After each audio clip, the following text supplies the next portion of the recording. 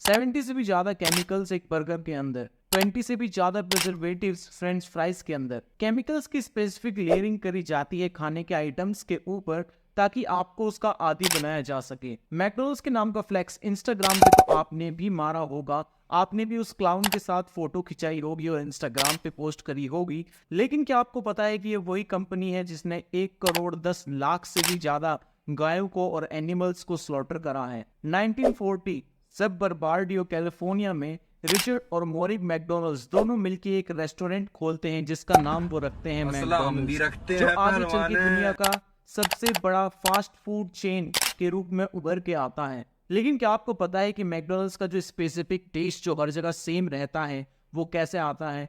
उसका एक रीजन होता है केमिकल्स। ये सारी की सारी चीज आप जान सकते हो एक सिंपल से जार एक्सपेरिमेंट के थ्रू, जिसमें एक जार में आपकी घर की बनी फ्राइज रखी जाती है और दूसरे जार में मैकडॉनल्ड्स की बनी हुई फ्राइज रखी जाती हैं। एक तो दिन के अंदर घर की फ्राइज के ऊपर फंगस लग जाती है, लेकिन मैकडॉनल्ड्स की फ्राइज सेम टू सेम वैसी की वैसी ही रहती है उन केमिकल्स की वजह से। इनके खानों के आइटम्स में आपको मिलेंगे केमिकल्स लाइक कैल्शियम सिलिकेट, जो बेसिकली यूज होता है सीमेंट के अंदर, वही सीमेंट जिससे हमारा घर बनता है। TBHQ जो एक पेट्रोल बेस्ड केमिकल है। हाइड्रोजनेटेड सोयाबीन ऑयल जो एक फॉर्म होता है ट्रांस फैट का। डाइमिथाइल पॉलीसिलॉक्सेन जो एक सिलिकॉन का फॉर्म है जो सिलिकॉन इम्प्लांट्स में यूज होता है। और पैथलेट्स जिन्हें BNBP और DEHP भी कहा जाता है, जो रिप्रोडक्टिव हेल्थ प्रॉब्लम का एक मेजर केस होते हैं। और ऐसे बहुत सारे कई और हार्मफुल केमिकल्स। ये सारे के सारे केमिकल्स हमें कितना हार्म पहुंचा सकते हैं, इसको टेस्ट करने के लिए मॉरिस स्पेनलॉक नाम के एक आदमी ने 2003 में एक एक्सपेरिमेंट करा था डॉक्टर्स और साइंटिस्ट के साथ, जिसके अंदर उन्हें 30 दिन तक सिर्फ और सिर्फ मैकडॉनल्ड्स का खाना खाना था। ये सारा का सारा एक्सपेरिमेंट शुरू होता है February 1, 2003 को, और इस एक्सपेरिमेंट के दौरान फॉलो करने को केवल 5 रूल्स थे। पहला रूल, मॉर्गन को दिन में 3 टाइम खाना खाना था, सुबह, दोपहर, शाम।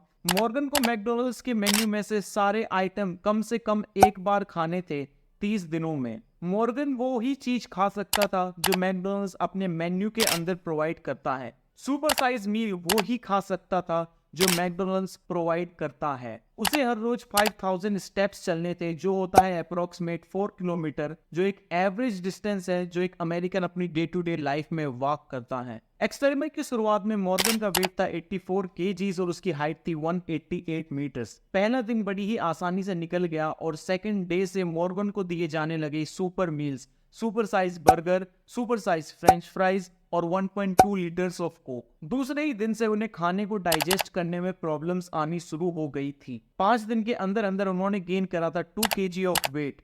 और वो बताते हैं कि वो डिप्रेशन में रहने लगे, उनके सिर में हमेशा दर्द रहने लगा और वो उस डिप्रेशन से, उस दर्द से, उस एंजाइटी से तभी रिलीफ पाते थे जब वो मैकडॉनल्ड्स का वही सेम केमिकल वाला खाना खाते थे। मंथ के एंड में उनका वेट हो चुका था 95 kgs। वो दिन की कंज्यूम कर रहे थे 5000 कैलोरीज, जबकि उन्हें एवरेज कैलोरीज दिन की कंज्यूम करनी थी 2500 कैलोरीज। ये सब कुछ हो रहा था मैकडॉनल्ड्स के specifically design layering of salt and sugar का, जिसकी वजह से जब भी आप मैकडॉनल्ड्स का कुछ स्पेसिफिक खाना खाते हो, आपके ब्रेन के अंदर डोपामिन रिसेप्टर्स डोपामिन रिलीज करते हैं, जिससे आपको बहुत ही ज्यादा अच्छा लगता है। आपको ऐसा लगता है कि आपने कुछ बढ़िया अचीव कर लिया है। एक्सपेरिमेंट के एंड तक उन्होंने कंज्यूम कर लिया था 14 kgs ऑफ शुगर और 5.5 kgs ऑफ फैट।